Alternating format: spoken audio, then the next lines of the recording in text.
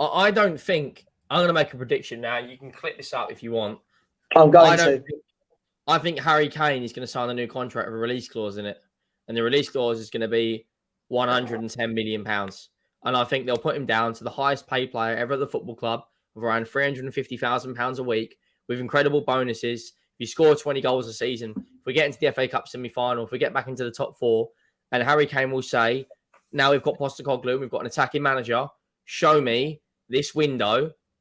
This is the conversation I think's happened. Show me this window that you've got the intent to go again. And that's why we're looking at Tapsoba. That's why we're looking at Van der Ven. That's why we're bringing in Maddison. Sorry? What's the release clause? £110 million. I think I'm absolutely convinced that Harry Kane will not maybe. Listen, it's a really interesting theory. It is. Because it's the only way. I say it's the only way. For me, it's the only thing that makes sense in terms of signing a new contract. If I'm Harry Kane, why am I signing a 4 to 5 year contract if there's not a release clause that is achievable? Do you know what I mean? Because otherwise, what are we doing? Even if he signs a contract and it's got a release clause of 110 million, what if in January Real Madrid come in and go, there's 110 million, see you later? You go and get Ivan Toney for 60 from Brentford. Thank you very much. Ivan Toney's probably had a bet on it. Don't worry about it. People are saying in the chat that makes zero sense. To kind of give you some educational side of things, a release clause, you have to pay more than 50% of the fee up front. So Levy will hold all the cards yet again. Harry Kane, he's got young children. Harry Redknapp said it earlier on BBC Sport.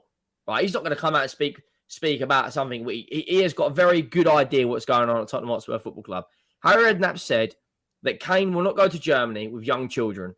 Right, the club have already come out and said, and he's not going to leave the children at home, is he, with his wife? The club have already come out and said they're not prepared to sell to a rival. Now, Harry Kane either will sign a contract with a release clause in it, or, right, Henry's taking a leaf out of box office book. Jesus Christ. Henry, shut your channel down right now. You've been box office off. Or does Harry Kane go on a free? And if he does go on a free, by then, we don't know how Chelsea's going to turn out of Nkunku, or whoever they're going to play down the middle. Man United, by then, could have a potential replacement. They're looking at Højlund, right?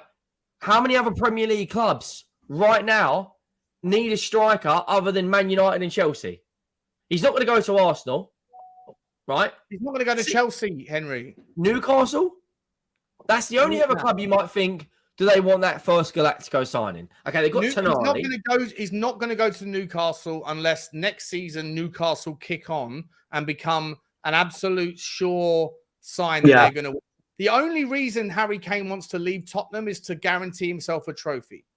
Right, that's it. Right? Yeah, no, I agree. He's never going to go to Chelsea because I think it will butcher it. I think there's not that big of a difference between Sol Campbell going to Arsenal and him going to Chelsea. There really isn't that much of a difference. So I don't think he's going to go to Sol Campbell's name.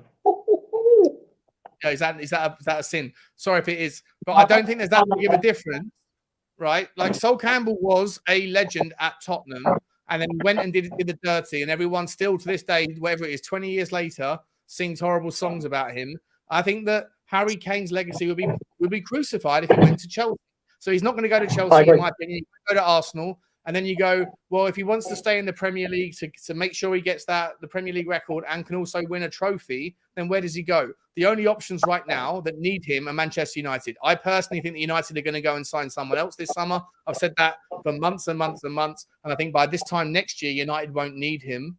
And I think that Newcastle is an option, but that whole thing depends on whether or not Newcastle kick on.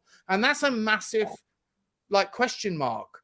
Like, Newcastle could kick on, or they could be the anomaly, like Leicester were. They could be the exception to the rule. And next year, they could have second season fallacy and just drift back down to also ran status. Yeah. I'm not saying they will. I'm saying the likelihood is that they've got the money and the support and the structure and the project and everything else. They probably could, but that's an unknown. So for me, Harry Kane only leaves Tottenham if there's a guaranteed of a trophy somewhere else. It's guaranteed. I don't know where that is. What about, guys? Somebody said to me the other day that isn't it feasible that Harry Kane could run his contract down, go to Man City on a free next year? Now, a lot of people would say, well, they don't need him because they got Haaland. But I don't think Haaland's going to stick around at Man City for 5-6 years. I don't know about you boys. I feel like he'll do 2 or 3 years and then bugger off to Real Madrid. Not only that, with De Bruyne's future uncertainty, with even less pace, could he be the number 10?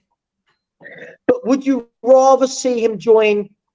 If he joins Man City, I wouldn't be. It is what it is. If he joined Man City on a free, would you be less upset than if he went to Chelsea on a free? Yeah, I'd rather him go to Man City than any of the rivals. Of course, yeah, 100%.